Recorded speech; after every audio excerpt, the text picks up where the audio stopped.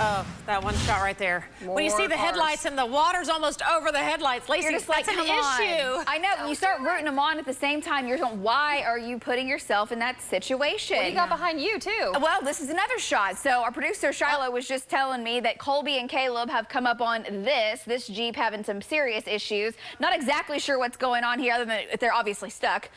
Colby and Caleb, where are you, and what are you seeing there at that location?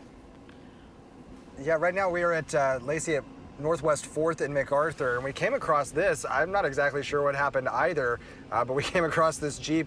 I mean, that's stuck about halfway up the wheel. You can see down, sunk into the mud. My guess is that the person was there on the street when the water started, or they probably hit the area of high water and just tried to get out of it. But I'll pan over here and show you this whole street, really from, would it be MacArthur to, what would that other street be on the other side there, Caleb? Second. So yeah, it's completely flooded.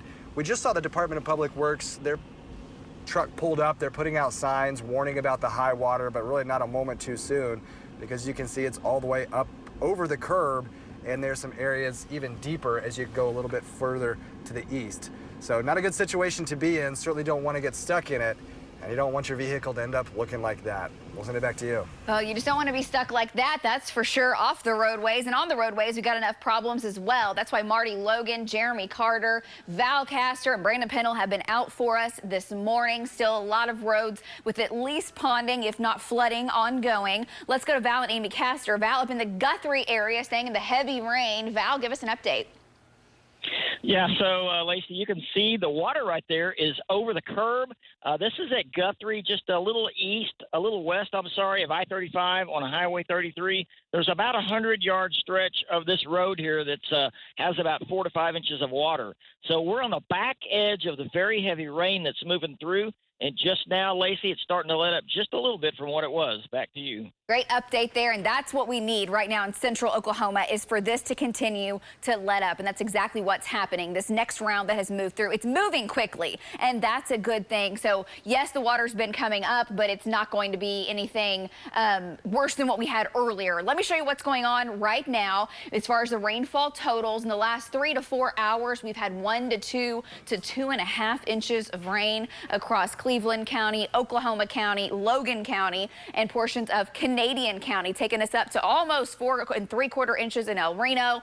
4.5 inches up in Guthrie, 2 3/4 at Will Rogers World Airport, and that's the problem. We've had a lot of water. It started yesterday morning, and it has just continued off and on. Now, folks in western Oklahoma got your rain overnight, 1 to 2 inches of rain for folks in the west. Our panhandle, just want to point out, portions of our panhandle that hasn't had rain in about 330 days, an inch of rain out in our western panhandle. Man, that's amazing. But the flood watch does continue. We've got a flash flood warning still ongoing. Please use caution. Just go a block away to the north, to the south, to the east, to the west, and avoid roadways that look like ponds. It should be obvious, but just don't drive into that, please. And then if you look at the big picture, there's a lot of rain down in Texas. This is going to ride up into southeastern Oklahoma. This main wave is getting a shove off to the east. And then tonight, the cool air, which is already cool, but colder air comes in, and this precip will move from the northwest to the southeast heading into tonight and tomorrow. I think we're soggy for much of your Wednesday,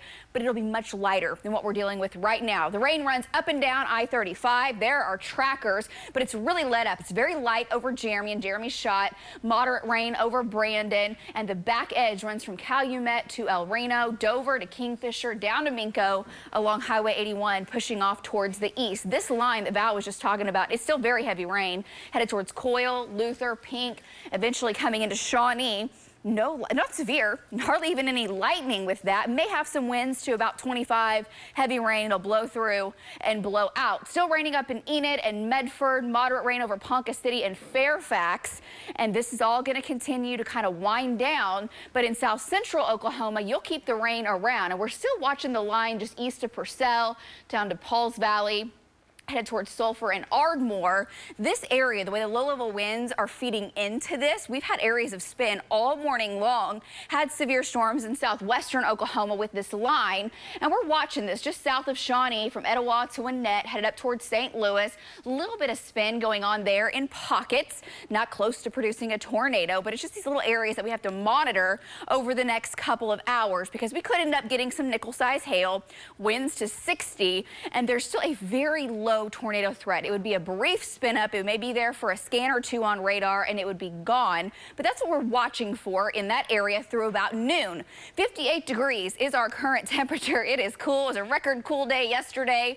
Today, 50s and 60s, and we'll try to warm it up after this rain moves out into the mid, maybe upper 60s in the metro. Warm front makes its way up into Kansas, and then what will happen is southern and southeastern Oklahoma, highs today in the 70s, and more rain starts to build back in, and when it does so, areas down here that are warm and unstable will have the chance to produce some hail, some wind, and pose a tornado threat. Notice it's a low threat for today, but quarter, maybe up to golf ball size hail will be possible, and there will be a low tornado threat, and it is slightly elevated, okay? Moderate threat. Once you get into far southeast Oklahoma, this area just hasn't had much in the way of rain or flooding. It's going to be warm, unstable, and the low-level winds could support some rotating storms. So not saying there will be a tornado today, but that's definitely the area we're going to focus on. Then overnight tonight, I mentioned the back edge of the system starts to swing through. We get some wraparound precip, 40s and 50s, showers overnight tonight, light rain tomorrow. Keeps your Wednesday in the 50s with rain continuing off and on Wednesday afternoon and evening, but much, much lighter. The flooding threat is really through the day today. Rain tapers off into your Thursday, and guys, your Memorial Day weekend, check it out. 90s and sunny skies. Back to you. Yeah, thanks, Lace.